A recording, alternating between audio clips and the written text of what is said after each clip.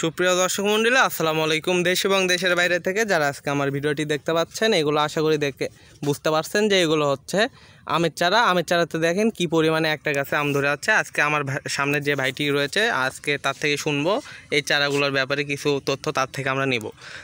আসসালামু আলাইকুম ভাইজান। ওয়ালাইকুম সালাম ভাই। ভাই, আজকে যে চারা গাছটা দেখতে পাচ্ছি আমরা, এই চারা গাছটার নাম কি? এই চারা গাছটার নাম ভাই চ্যাংমাই চারা আম।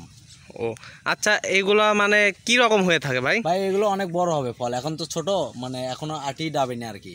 জি জি, মানে এগুলো আপনি বলতে চাচ্ছেন এগুলো কেবল ধরছে আর কি, এগুলো এখনো বড় হয় নাই? বড় কিছুই হয় না, এগুলো কেবল ছোট। মানে কত কেজি হয়ে থাকে এগুলা? এগুলো ভাই আপনার 1 কেজি 1.5 কেজি করে একটা ফল হবে।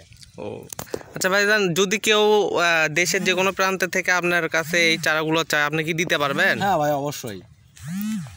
আপনার অনলাইনের মধ্যেও নিতে পারেন, এখানে এসে সরাসরি নিতে পারেন। ও আচ্ছা, এগুলোর মানে রেট কি রকম ভাই এগুলো রেট কি রকম বললেন ভাই? ভাই স্বল্প মূল্যে দেওয়া হয়।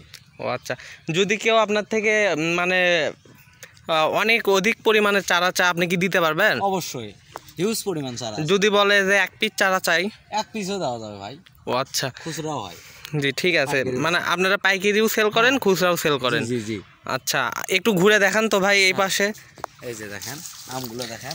এই গাছটাতে নর্মালি কত পিস আম ধরছে ভাই? কমসে কম তাও